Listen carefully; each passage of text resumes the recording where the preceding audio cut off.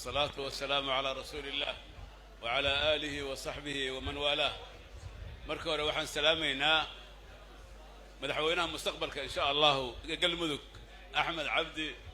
Kaariye Qorqor, wasiirka xildhibaanka siyaasiga dhalinyarada ah ee maartay runtii aad iyo aad magaca iyo sharafka ugu leh mujtamaca dhexdiisa. anigu ma raba inaan dheereeyo 5 daqiiqo oo soo yareyn doona afar qodob ayaan rabaa inaan taabto. qodobka koobaad waxa waaye salaanta guud si guud aan idin wada salaamaya dhamaantiin salaanta islaamka. sidaad ogtihiin nidaamka federaalka ee Soomaaliya hadda ay qaadatay waxa bilaabay muslimiinta bilowday. waxaan rajaynayaa in si fiican loo dhageysto. Sayyid Umar ibn Khattab radiyallahu anhu ayaa bilaabay nidaamkaas. waxaa lagu yiraahdaa islaamka al-xukuumaat al-ittixaadiyya ma aha reer galbeed in la keeno erayga bixinta federaalka waa laga yaabaa in ingiriisi waaye ama laatiina, laakiin islaamka bilaabay. islaamku markuu bilaabay waliba dhaqaalaha ama xoolaha zakada iyo tabarucaadka iyo lacagaha kale dawladda lagu dacmiyo ayuu Sayyid Umar iyo dawladihii ka dambeeyay islaamka waxay u qaybiyaan qayb deegaanka lagu celiyo iyo qayb dawladda dhex loo soo shubo. Umar ibn Abd Aziz xilligiisii waxa dhacday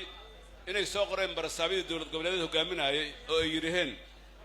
ya amiir al-mu'miniin zakadii iyo dhaqaalihii ciidan siinaan la'anahay wax baahan ma jiraan. qaybtii goboladii ayaa la waayay wax la siiyo. markaasuu yiri dadka hadii ay ilaahay uu deeqsiiyay oo xoolo heleen gabdha ugu guuriya iskaabalada hal la waayo guriyana ugu dhisa beerna ugu gada. ilaa hadda nidaamka welfarka ama yani at-tadaamun al-ijtimaaci ad-damaan al-ijtimaaci carabiga lagu yiraahdo ama in bulshada laga la siiyo taakulayn dhameystiran ee noloshooda adduunka dawladda ugu horeysa adduunka saogtii waa Denmark. weli waxay qaadataa duruustii Umar ibn Abd Aziz ay qaadataa dawladdiisii ma soo dhamay weli meelay ugu jirtaa maalin walba bandiga fulisaa ma gaarin heerka dawladda islaamka gaartay weli xataa Denmark ma gaarin. marka horta dawladaha dawlad federaalada ah ama ittixaad xukuumadda ittixaadiyya islaamka laga qaatay, laakiin sidee baa la rabaa in loo wado. aniga waxaan aaminsanahay qorqor wuxuu tusaale u noqon doonaa markuu galmudug qabto 3 shay oo aasaas u ah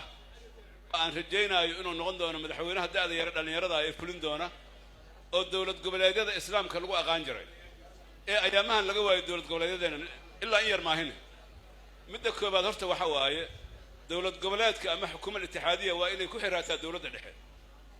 haddaysan dawladda dhexe ku xirayn oo aysan isla shaqaynayn ma guulaysan karto. runta la isu sheegaa ma guulaysanayso. maxaa yeelay waxaa lagu tilmaamaa dawladda dhexe waa halbowlaha dhiigga jirka dhan ku wareejinaya waxiidkaas waa dawladda dhexe. wax walba waxay soo marayaan nidaamka dawladnimada soo maraya. wax walba mashaariic hadday amni hadday tahay siyaasad khaarijiya hadday tahay maamuus hadday tahay dawladda dhexe soo maraysaa. waxaana u daliila hadda waxyaabihii galmudug oo ka soo qabtay ra'iisul wasaaraha Soomaaliya Xasan Cali Khayre. taasaa miisaal kugu filan. ustaad Xasan Cali Khayre oo madaxweynuhuna uu dusha ka hagaayo tawjiihinayo ilaa odagii qaranka madaxweynaha ayaa ah asaguna wiil baari ah maartay curadkiisi waaye la shaqeeyo curadkii dawladda siyaasadda waaye. si xirfadaysanay labadoodu waxay uga shaqeeyeen iyagoo garab ka dhiganaya rag libaaxyo oo senator Cabdi Qaybdiid oo kamid yahay ninkii galmudug bas aabaheeda ahay waa fadhiya iyo rag lamid oo xildhibaano iyo siyaasiyiin wiilal iyo gabdho isugu jira oo aad u badan. reer galmudug waxay ku guuleysteen iyagoo madaxda qaranka oo ra'iisul wasaaruhu oo hogaaminayo markaas shaqada iyagoo garba u ah meesha ay soo gaarsiiyeen. maanta maamulkii ugu rajada xumaa ugu kala qaybsanaan badnaa ugu baahsanaa degmooyinka ugu badan ee shabaab ka deganaayeen maanta waa maamulka ugu rajada fiican dadka isugu dhow isugu jecel. juhdigaasna dawladda dhexe ayaa ku bixisay.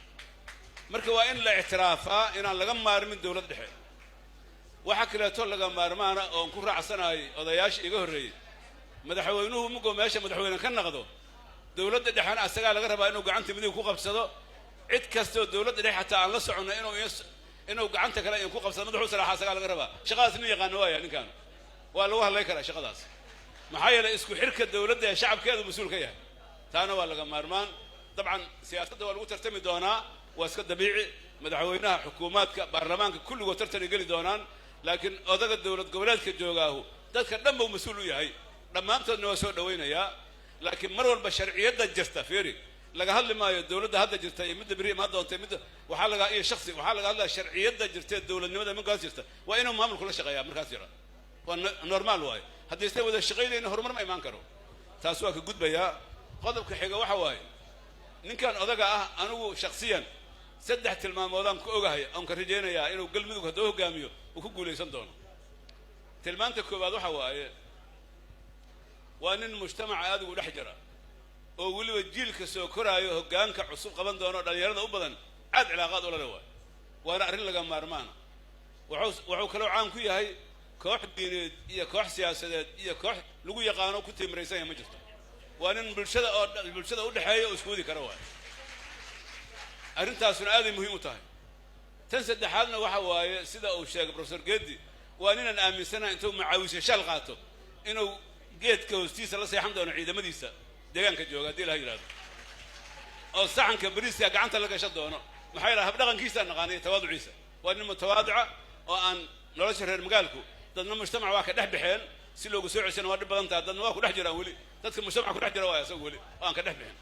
ثانوا مهم قضب كأفراد وحواي وأن دولة الدحية بالشدة اسكودي كرواي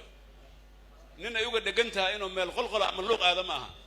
وحن آمن سنة إنه نغندونه محور كإسكو حرة تسالة ونغندونه دولة قبلات قيمة أو دولة الدحية يدو أي وضع شغين آيان أو سيد دقدقة كلسة قل مدو أي سورتي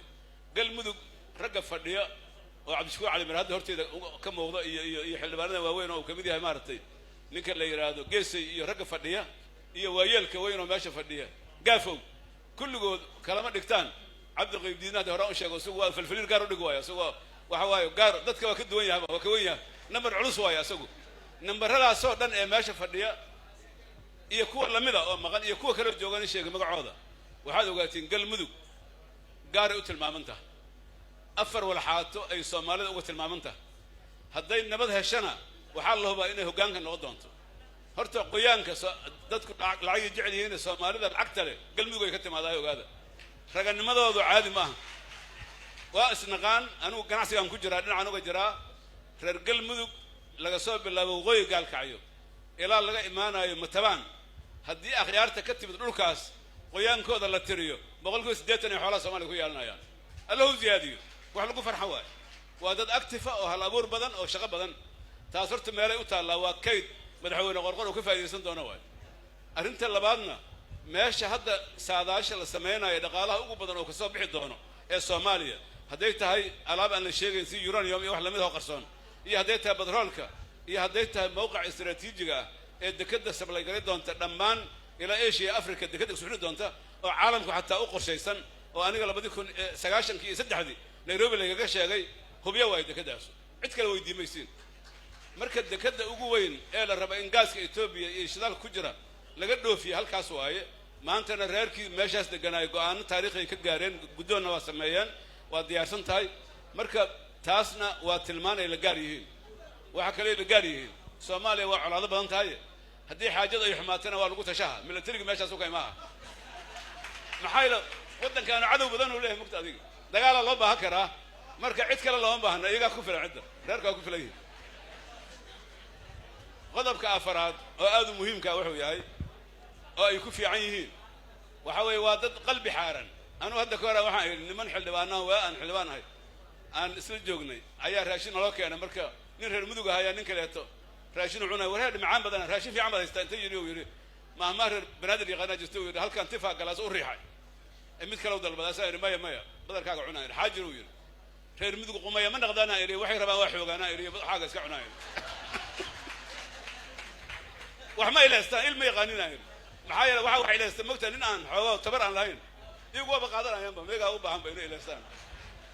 حتى وحوا من التريق الصوم النوايين وحوا صباح وركيجا ونكوك بجبينا يا ولكن غرغر محمد عبدي كارية إن شاء الله هو مدحونها مستقبلك مقال كينا يستمدينا يفرحدينا أينا كم وقتها وحن مركا قدر دار ما يسد حرمات ارتمدكم حوايه asagoo ka faa'iideysanaya ragga waaweyn oo odaga dhinaca midig ka fadhiya ugu horeeyo iyo jaranka generaalada waaweyn ee dhinac fadhiya in uu kow ka bilaabo waxa ugu horeeya in al-shabaab wadanka laga xoreeyo taasaa kow ah boqol taasaa kow ah maxaa yeelay wadankaas haddii aan amnigiisa la sugin wax la gaaraya ma jiraan taasaa horta ugu horeysa midda labaadna waxa waaye in أو أضيء دي بهشيسين سياسات أسمى الصومالي أو نقضه أو الدولة ده مركز جرتا هي حوجة سعلاء مادة ونهدي لقى لبتين كوي إنه نن وحسكوا ده أو نقضه أضيء أو سيد اللي يقين ده بعديس وناكسنات أو سكوا ده صاحب دي سياسات يعد أو صاحب ليه هي واسك ماشي هذا واسك ما دونته لكن ده كأنه سكوا ده ولا كمارمان تسوى ضروري أنت سد هذا مهم كواحد هاي قولها هذا رئيس الوزراء خير أو ماشي كجاري بدحون فرماجو أو هذا باللوقعة وحال لقى من مارمانة إن لو وضع دوبته إن كان أذا كان قعان لسياسي هذا مارت أذاش نقول يرهن إذا لك لهرنا مع الدولة اللي أود هذا عيد ما لقوا أدورنا يماشي يدلال خلا وضع إن دل كاس يديجان كاس لقبته 6 ساعات دقدقة يقول نقطة الدولة قبلات قلمدو ما من قبل هذا كلاته محايا لي هذا ودار كيسين رئيس وزراء وجوجا سود وستي فرحدة يرهن رهنته يدماشات كإلى بكول يباي وحنا يصير حتى قدين وسيقول بدوران ملايين يا وابلا ماشي وابك سون نغلا يا ما أنت إنه يبناغ لك إلى شر واجري كله مركب فرحدة يدماشات كاس مدح رئيس الوزراء يمدحوينها يمام القبل هذا وحن دون إن قلمدو إن نقطة حرمتها حتى مدحوينها يا رئيس الوزراء هذا كده على الحمر أيون نصير نتجان إنهم محتوي ما شو قدسوا أو بلي لا بلاد يسوي جوجان هذا ما سنتين والسلام عليكم ورحمة الله وبركاته.